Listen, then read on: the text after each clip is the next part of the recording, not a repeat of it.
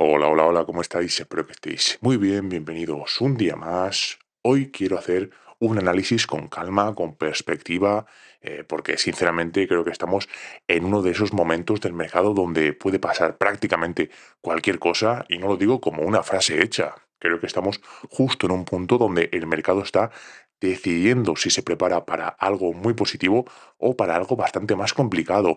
Así que dicho todo esto, vamos a empezar con el vídeo. Si miramos el gráfico de Bitcoin con calma, con tranquilidad, lo tenemos en pantalla. Yo os digo, lo primero que veo no es una tendencia clara, no veo un mercado decidido, veo una zona, ya os digo, de equilibrio, casi un empate técnico entre compradores y vendedores.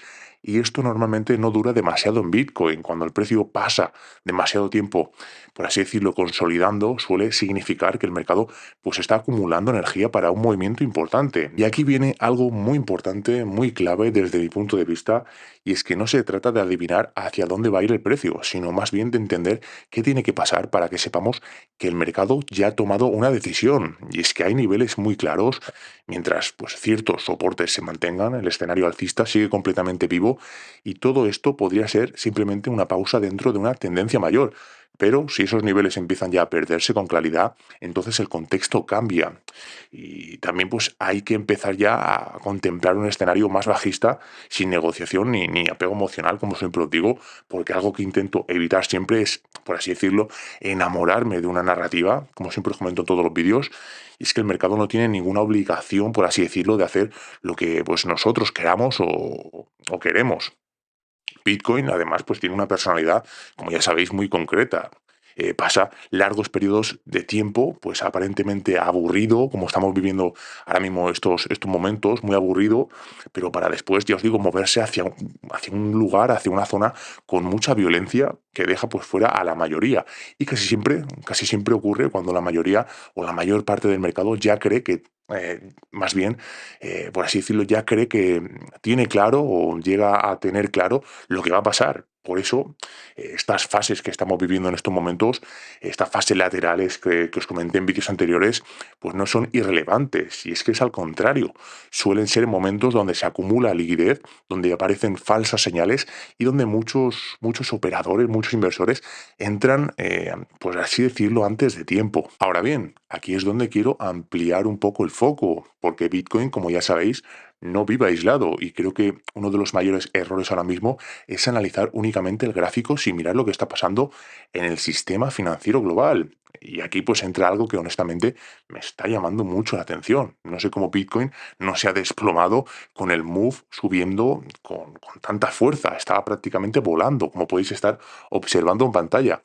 Para quien no lo tenga en el radar o no sepa qué es el move básicamente mide la volatilidad implícita de los bonos del Tesoro de Estados Unidos. Normalmente entramos como llegan a ser el 2, 5, 10 y 30 años. Es, eh, por así decirlo, como si fuera el VIX de los bonos, ¿vale? Y cuando este indicador pues, se dispara, lo que no nos está diciendo básicamente no es algo menor, nos está hablando de tensión real en el corazón del sistema financiero. La realidad es que Bitcoin responde directa o indirectamente a la liquidez global, como ya sabéis. Cuando el dinero fluye y el apetito por el riesgo aumenta, Bitcoin suele respirar. Cuando la liquidez se contrae, el mercado cripto lo nota rápidamente. Y si ponemos esto en contexto, el hecho de que la volatilidad en bonos está aumentando con tanta fuerza mientras Bitcoin aguanta relativamente estable, no es algo menor, es una divergencia que como mínimo merece nuestra atención. Y es que si observamos lo que está pues, ocurriendo en distintos mercados, empieza a aparecer un patrón bastante interesante desde mi punto de vista.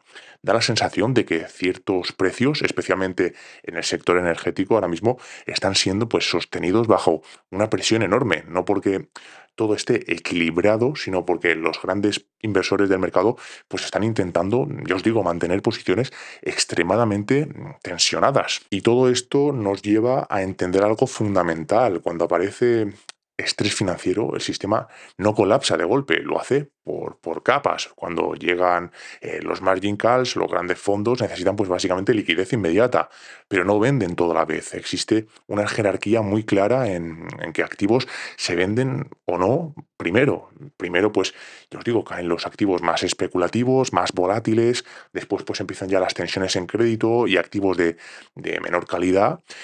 Más tarde, pues vemos movimientos bruscos en materias primas y finalmente empieza la presión sobre los bonos, que normalmente actúan bueno, actúan como la última, por así decirlo, línea defensiva del sistema. Cada fase no representa necesariamente un cambio económico estructural, sino una búsqueda urgente de liquidez. Es el sistema intentando estabilizarse vendiendo básicamente partes menos críticas para proteger las más peligrosas. Y aquí pues está el punto importante, cuando incluso los bonos empiezan a tensionarse, algo que podemos pues intuir precisamente a través de ese aumento en el move que hemos visto anteriormente, significa que el margen empieza a reducirse seriamente, porque ya queda, por así decirlo, poco que vender sin afectar al núcleo del mercado. Y esa presión continuará. El siguiente activo capaz de aportar liquidez real sería el mercado de acciones amplio. Y ahí pues ya no hablaríamos de una corrección normal, sino de ventas generalizadas para básicamente cubrir posiciones. En escenarios así ocurre algo paradójico. Justo cuando ya no queda nada que vender, los activos que estaban contenidos pueden moverse con extrema violencia, no por crecimiento económico, sino por liquidaciones forzadas y ajustes rápidos del sistema. Por eso creo que el comportamiento actual de Bitcoin tiene mucho más sentido cuando lo miramos desde la liquidez global. No parece indecisión aleatoria, sino una pausa dentro de un entorno financiero que está reajustándose. Y esto pues cambia completamente el enfoque, queramos o no. Porque ahora mismo, en mi opinión, no tiene sentido ser extremadamente alcista ni extremadamente bajista. El enfoque correcto es estar preparado para ambos escenarios. Uno de los errores más comunes pues, es intentar adelantarse al mercado, y es que queremos acertar el suelo exacto o el techo perfecto, pero el mercado rara vez recompensa la impaciencia. Esperar confirmaciones puede parecer menos emocionante, pero suele ser mucho más racional y sostenible a largo plazo. Además, algo importante que tengo que deciros es que una corrección fuerte no significa necesariamente que todo haya terminado. Bitcoin históricamente ha sufrido caídas profundas, incluso dentro de ciclos alcistas enormes. Forma parte de su naturaleza, como todos sabéis.